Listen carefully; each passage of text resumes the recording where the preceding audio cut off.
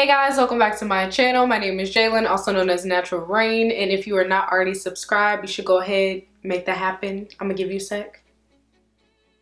Okay, so today I'm going to be giving you guys my week 1 update on using rice water. This is going to be my second time using rice water, and I'm gonna take you guys through that whole entire process, but I decided to make some changes.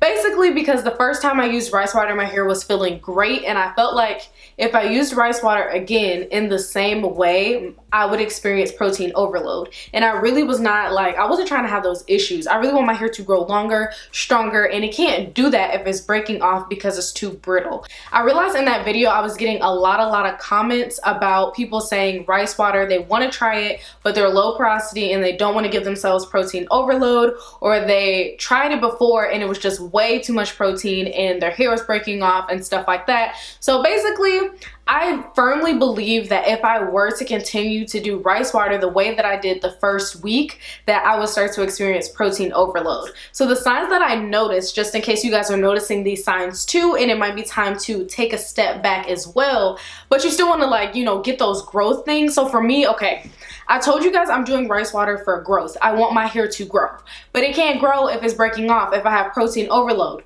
But I don't want to stop the challenge. I don't want to stop the challenge because I want my hair to grow. I don't. So I'm finding ways around it, and I'm going to get into that. But the way that you know that it's time to maybe make a change, do something different with the rice water, is protein overload. So that is characterized by your hair might start feeling brittle, it might start snapping, breaking off.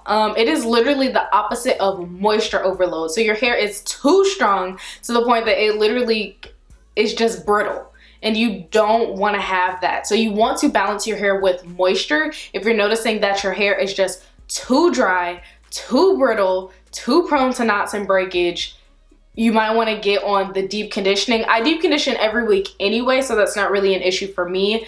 Make sure you're using really moisturizing products, because the way to combat protein overload is with moisture. They're like opposites, like yin and yang. So if you have too much moisture, you need protein. If you have too much protein, you need moisture. So basically, I noticed my hair was very strong, and the rice water itself is a really strong protein treatment. I didn't want to go too crazy in the name of growth that it actually ruined the whole process, and I didn't see any growth. In fact, my hair might even seem shorter because of all of the breakage. So I'm going to share with you guys what I did, and maybe you guys can incorporate this if you're experiencing the same things that I did. Mostly I just noticed that my hair had enough protein. It wasn't protein overload, but it had enough, and if I went anywhere else, it was going to start the process of protein overload and get crazy. Because I'm so dedicated to this challenge, of course I had to try to find a way to continue to do it. So this is what I'm doing. So I pay attention to you guys' comments. I actually do read every single one. Someone suggested that if it is too much protein, to just add more water. So the rice water is already the fermented rice and water put together. But then if that is too strong, just add more water like you would dilute anything. So that's what I did. I have a clip of me adding the water. Did I measure? No, I never measure. But basically, if you just feel like it's too strong, you can dilute it with water. That is my tip number 1. Number 2 is to deep condition and make sure it is a moisturizing deep conditioner and not a protein deep conditioner. Too much protein is bad. Not enough moisture is bad. So make sure you're moisturizing your hair without the protein, because I don't know about you guys, but for my challenge, once a week is when I'm doing the rice water. So I don't need to be doing once a week and then on top of that doing a protein deep conditioner. That means it's twice a week. That means I'm speeding up the process of my hair breaking off, and that's just a no for me. Another change that I did, a lot of you guys were saying that I should shampoo and deep condition and then go ahead and use the rice water. I was hesitant about that because of the smell. Like, I wanted to shampoo the whole smell away.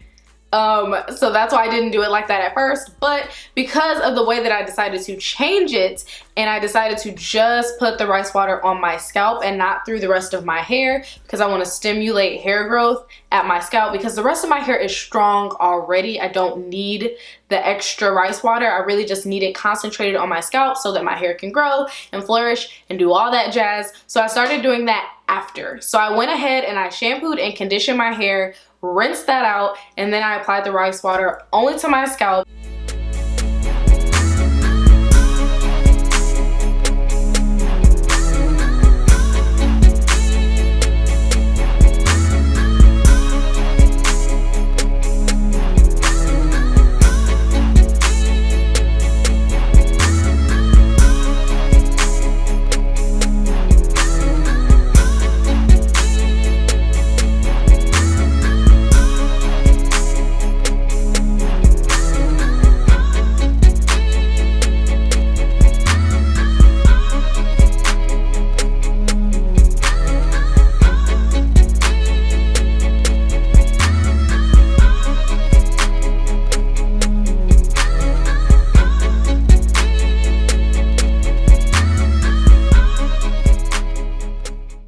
I left the rice water on for an hour, and then after the hour I rinsed it out just with water, and then I went on with my styling, my normal wash and go styling process. By the way, I'm still going to be doing this once a week. That's something I definitely didn't want to change. I still wanted to stick to doing it once a week, 4 times in a month. That is my goal. I want to do it for an entire month. If I get really good results, I might continue to do it, but I just want to see if I notice any results. So I did do a length check, and I'm going to be doing a length check in all of my update videos, but I will be inserting week 1 length check.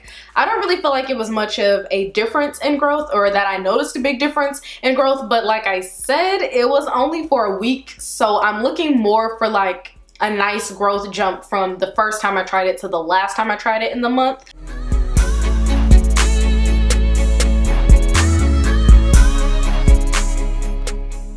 But I will go ahead and insert the second clip showing how long my hair is. I'm basically just focused on my bangs, like how long my bangs are, and then the bottom of my hair to see how long that is, and that'll give me like a decent range of how my hair is growing. Of course, during this whole time, I'm not going to be cutting my hair because then I can't actually see how much my hair is growing. So yes.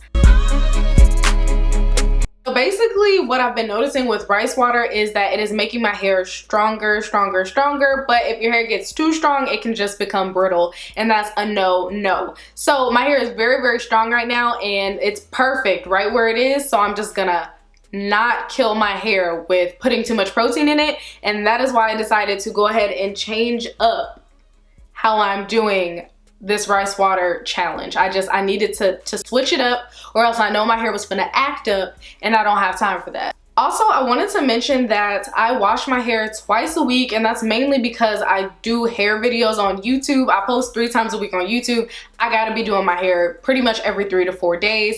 It just makes sense. But if I wasn't a YouTuber, I would only wash my hair once a week. That was like the norm. When I was doing videos once a week, I was washing my hair once a week. It just made sense. But now I do wash my hair more often, but I only do the rice water treatment once a week. So even though I'm washing my hair twice a week, I'm only doing it once a week because I honestly believe that there's just no way that I could afford to do it more than once a week. Honestly, my hair was already like, girl, you tripping for doing it just once a week. So I can't even imagine what my hair would do if I decided to bump it up to twice a week. Now, this is very much determined on how your hair is feeling. So I'm telling you guys what I'm going through, so that if you are going through the same thing, you know you're not alone, you know the steps you need to take. But also, if you're not going through what I'm going through, then you may not need to make any adjustments. If you're going through postpartum shedding, which I know a lot of people who use rice water are, then your hair really might need those proteins, and that's why your hair isn't getting brittle, you're not experiencing protein overload, because you're basically rebuilding your hair. So after applying the rice water for the second time, because this is week 2,